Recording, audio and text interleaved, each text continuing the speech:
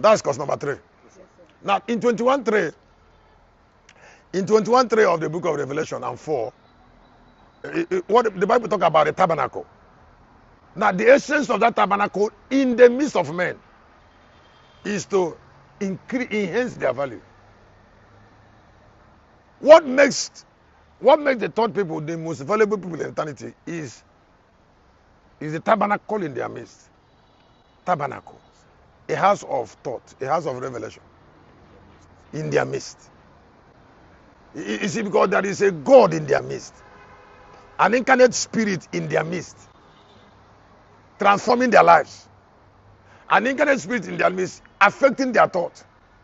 An incarnate spirit in their midst, helping them to harvest themselves. That is what makes them the most important people. Now,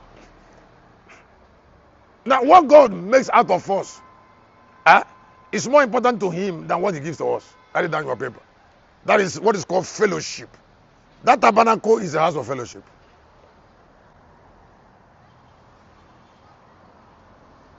I said that tabernacle is a house of fellowship. Now, God cares about what we are learning. God cares about who we are relating with. God cares about the way we think. God cares about the way we behave. God cares about what we see. God cares about the type of people that we are. God cares about what He can achieve through us. How close God is to us is controlled by what He can achieve through us. And then it is the value of men that determines what God can achieve through them.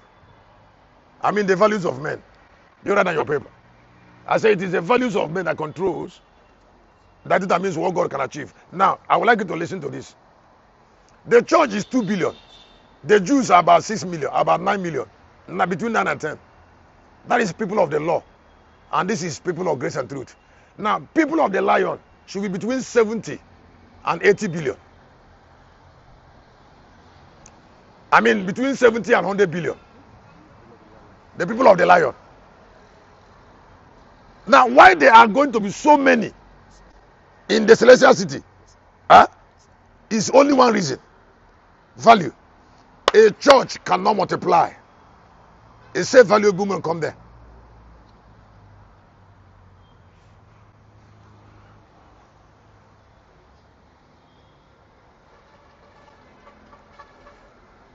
Because God solves problem through people.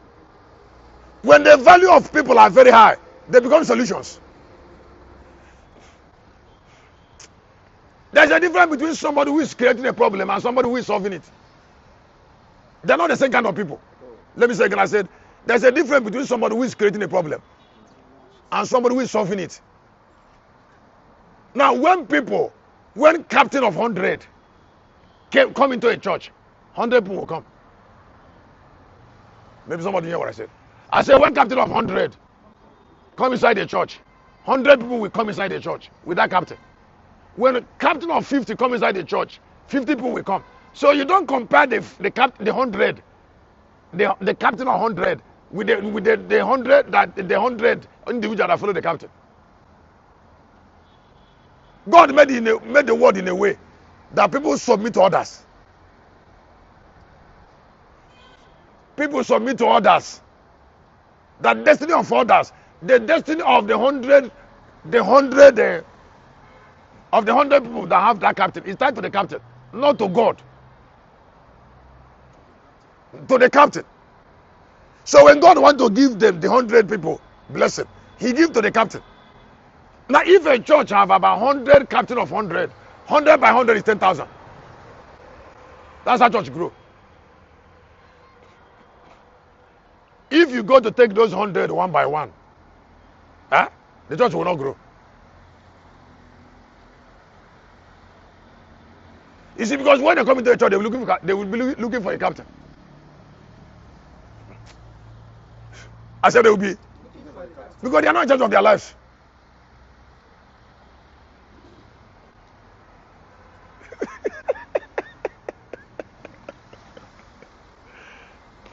They are looking for somebody that will be encouraging them because they need to be encouraged.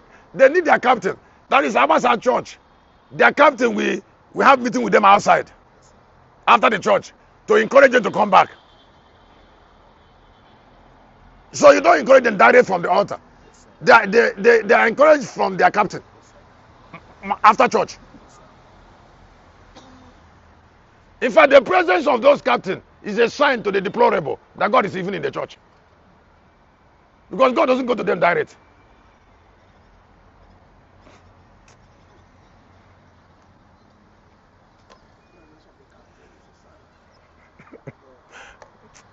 They understand the language of the captain, not even the altar.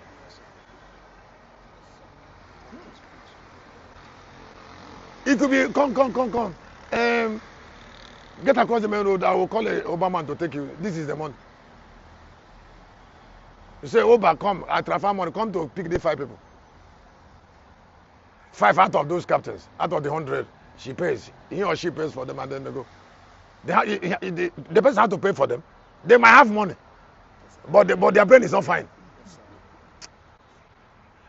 They will have money. I'm still looking for someone who is paying for them because you don't understand.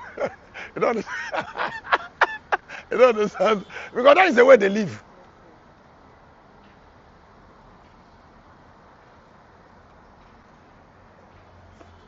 It surprises you people. I said they might have money. Yeah, they might have money. Yes, but they still want someone else to pay. Why they are keeping their money?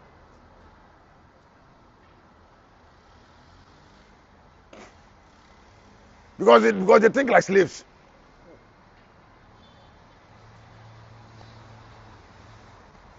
They want to be controlled. So are you surprised?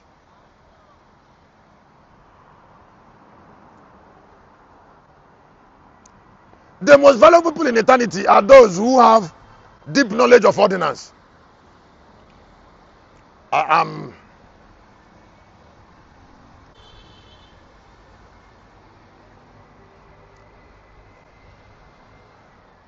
Deep knowledge of. Now, when you talk about ordinance, you talk about knowledge of pattern.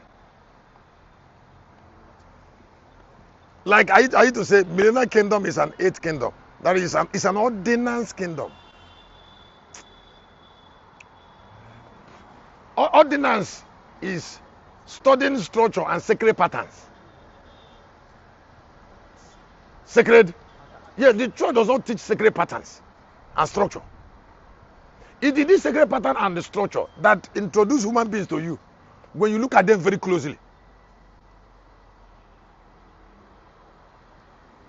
Maybe somebody didn't hear what I said.